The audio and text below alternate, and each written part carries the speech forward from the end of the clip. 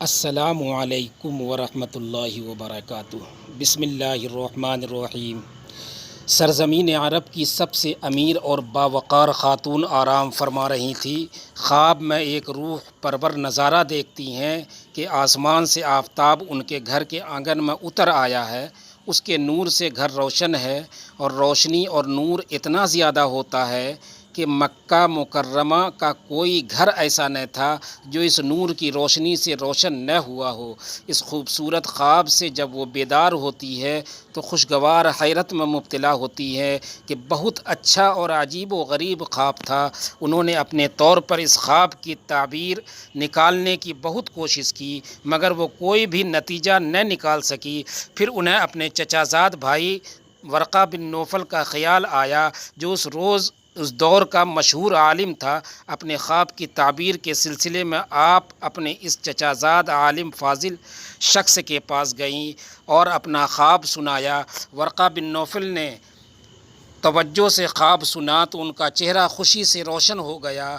وہ بولا، یہ بہت ہی مبارک خواب ہے، اور کہا تم نبی آخر الزماں صلی اللہ علیہ وسلم سے شادی کرو گی۔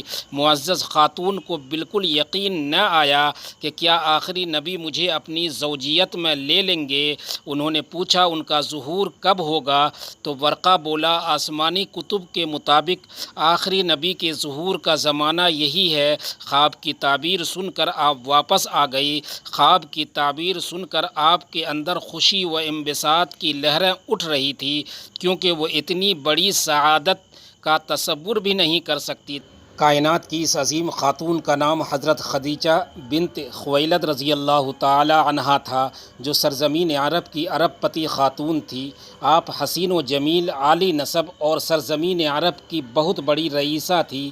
قریش کے اکابرین و اشراف آپ کو کئی بار نکاح کی درخواست کر چکے تھے لیکن آپ ہر بار انکار کر دیتی۔ آپ کی ولادت 15 سال قبل عام الفیل قبیلہ بنو اسد میں ہوئی جو قریش کے ایک نہایت معزز شاخ تھی۔ ان کے والد خویلد بن اسد عرب کے امیر ترین انسانوں میں سے ایک تھے۔ انہی دنوں میں جنگ حرب الفجار شروع ہوئی۔ اس جنگ میں حضرت خدیجہ کے والد شریک ہوئے اور داعی اجل کو لبیک کہا اور جہاں سے رخصت ہو گئے۔ خاندانی پیشہ تجارت تھا۔ باپ کے مرنے کے بعد حضرت خدیجہ رضی اللہ عنہا نے کاروبار میں دلچسپی لینی شروع کر دی۔ ان دنوں حضرت محمد بن عبداللہ صلی اللہ علیہ وسلم کے پاکیزہ اخلاق کی گواہی مکہ کی ہر گلی و کوچے دے رہا تھا۔ آپ صلی اللہ علیہ وسلم کو امین کے لقب سے پکارا جا رہا تھا۔ حضرت خدیجہ رضی اللہ عنہا کی عقیدت نواز نگاہیں بھی کسی ایسے ہی اعلیٰ فرد مقدس کی جستجو میں تھی۔ بصد ادب سامان تجارت ملک شام لے جانے کے لیے درخواست کی۔ آپ صلی اللہ علیہ وسلم کے چچا ابو طالب کے ذریعہ معاملہ طے پا گیا۔ حضرت خدیجہ کا غلام میسرہ ساتھ بھیجا۔ اس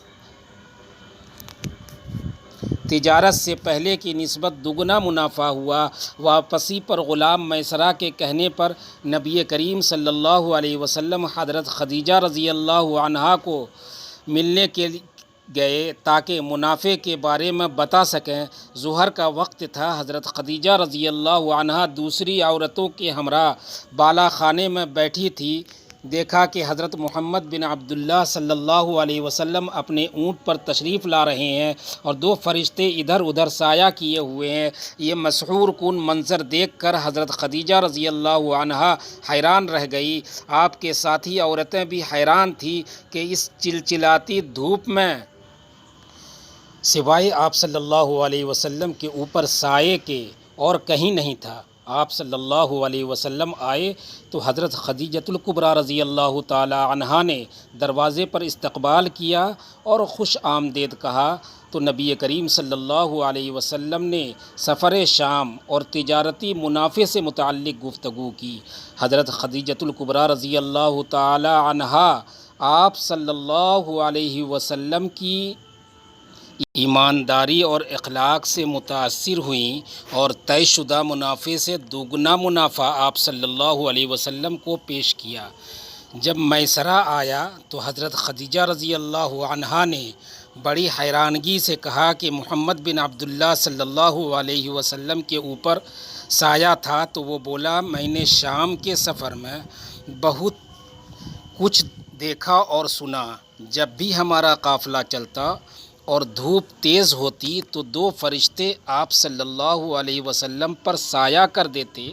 میسرہ نے دوران سفر بہت سارے روح پرور واقعات کا ذکر کیا تو حضرت خدیجہ رضی اللہ تعالی عنہا کو اپنا وہ خواب یاد آ گیا اور سوچنے لگی کیا محمد بن عبداللہ صلی اللہ علیہ وسلم نبی آخر الزماں ہیں۔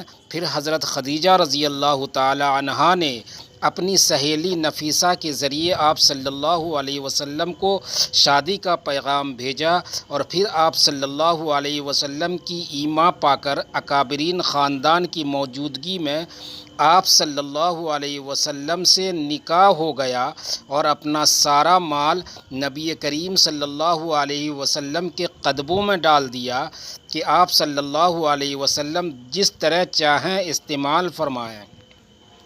حضرت خدیجہ رضی اللہ عنہا کے پاس بے شمار باندیاں اور غلام تھے، لیکن آپ صلی اللہ علیہ وسلم کی محبت نے یہ گوارا نہ کیا کہ کوئی آپ صلی اللہ علیہ وسلم کی خدمت کرے۔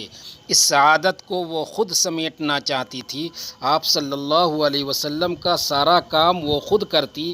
امارات کا مزاج دوسروں سے خدمت و ادب کروانا اور دوسروں سے ایثار و قربانی طلب کرنا، لیکن جب کسی سے دلی محبت ہو جائے تو معاملہ الٹ ہو جاتا ہے۔ اور جب حضور نبی کریم صلی اللہ علیہ وسلم نے نزول وحی کے بارے میں اپنی محبوب زوجہ محترمہ کو بتایا تو انہوں نے کہا بے شک آپ صلی اللہ علیہ وسلم سچ کہتے ہیں، اور جب اعلان نبوت فرمایا تو آپ فوراً ایمان لے آئی۔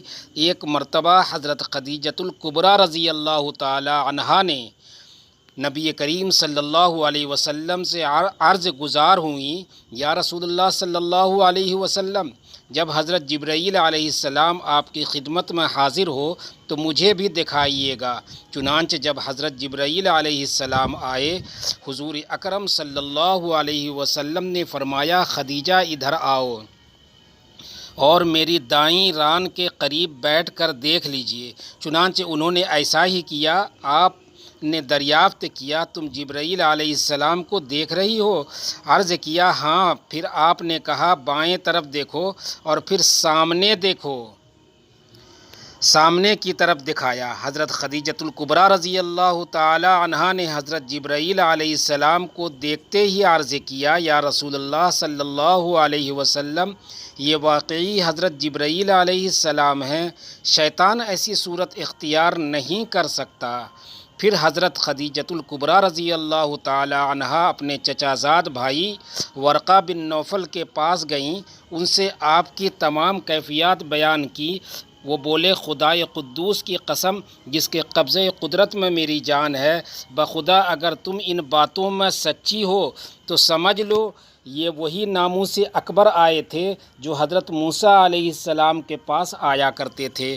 پھر ورقہ بن نوفل آپ صلی اللہ علیہ وسلم کی خدمت میں حاضر ہوئے اور آپ صلی اللہ علیہ وسلم کے سر اقدس کو چوم لیا۔ اعلان نبوت کے 7ویں سال 7 نبوی میں کفار مکہ نے جب دیکھا کہ روز بروز مسلمانوں کی تعداد بڑھتی جا رہی ہے اور حضرت امیر حمزہ اور حضرت عمر فاروق رضی اللہ تعالی عنہما جیسے دوران قریش بھی دامن اسلام میں آ گئے، تو غیظ و غضب میں یہ لوگ آپے سے باہر ہو گئے اور تمام سرداران قریش اور مکہ کے دوسرے کفار نے یہ اسکیم بنائی کہ حضور اقدس صلی اللہ علیہ وسلم اور آپ کے خاندان کا مکمل بائیکاٹ کر دیا جائے اور ان لوگوں کو کسی تنگ و تاریک جگہ میں محصور کر کے ان کا دانہ پانی بند کر دیا جائے تاکہ یہ لوگ مکمل طور پر تباہ و برباد ہو جائیں۔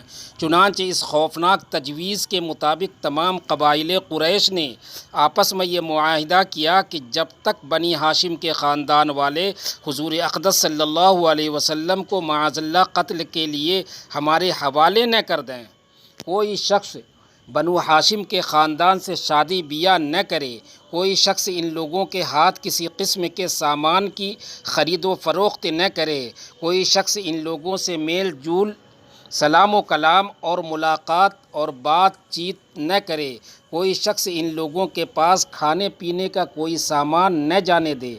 منصور بن عکرمہ نے اس معاہدے کو لکھا اور تمام سرداران قریش نے اس پر دستخط کر کے اس تجاویز کو کعبے کے اندر آویزاں کر دیا، اور ابو طالب مجبوراً حضور اقدس صلی اللہ علیہ وسلم اور دوسرے تمام خاندان والوں کو لے کر پہاڑ کی اس گھاٹی میں، جس کا نام شعب ابی طالب رکھا تھا، پناہ گزین ہوئے۔ ابو لہب کے سوا خاندان بنو ہاشم کے کافروں نے بھی خاندانی حمیت و پاسداری کی بنا پر اس معاملے میں حضور اقدس صلی اللہ علیہ وسلم کا ساتھ دیا، اور سب کے سب پہاڑ کے اس تنگ و تاریک درے میں محصور ہو کر قیدیوں کی زندگی بسر کرنے لگے۔ اور یہ 3 برس کا زمانہ اتنا سخت اور کٹھن گزرا کہ بنو ہاشم درختوں کے پتے اور سوکھے چمڑے پکا پکا کر کھاتے تھے، اور ان کے بچے بھوک و پیاس کی شدت سے تڑپ تڑپ کر دن رات رویا کرتے تھے۔ سنگ دل اور ظالم کافروں نے ہر طرف پہرا بٹھا دیا تھا کہ کہیں سے بھی گھاٹی کے اندر دانہ پانی نہ جانے پائے۔ یہاں محصوری کے عرصے میں حضرت خدیجۃ الکبریٰ رضی اللہ تعالی عنہا کی صحت بہت متاثر ہوئی، کیونکہ آپ نے ساری عمر آرام و راحت میں ملکہ کی طرح گزاری تھی۔ یہاں کی مشکلات نازک جسم برداشت نہ کر سکا، شدید بیمار پڑ گئی۔ پیارے آقا صلی اللہ علیہ وسلم نے علاج دل جوئی میں کوئی کسر نہ اٹھا رکھا تھا۔ وقت معین آ گیا تھا اور رمضان المبارک 10 نبوی میں آپ صلی اللہ علیہ وسلم کی محبوب زوجہ محترمہ نے اس دنیا سے منہ موڑ لیا اور اپنے رحیم کریم شوہر اور امام الانبیاء صلی اللہ علیہ وسلم کے سامنے دم توڑ دیا۔ اس وقت حضرت خدیجۃ الکبریٰ رضی اللہ تعالی عنہا کی عمر 65 سال تھی۔ حضور اقدس صلی اللہ علیہ وسلم نے اس سال کو عام الحزن یعنی غم کا سال قرار دیا۔ نبی کریم صلی اللہ علیہ وسلم اپنے محبوب بیوی کو قبر مبارک میں اتارنے کے لیے خود قبر میں اترے اور اپنے ہاتھوں سے اپنی غم گسار اور محبوب بیوی کو سپرد خاک کر دیا۔ دوستوں چینل کو سبسکرائب کریں۔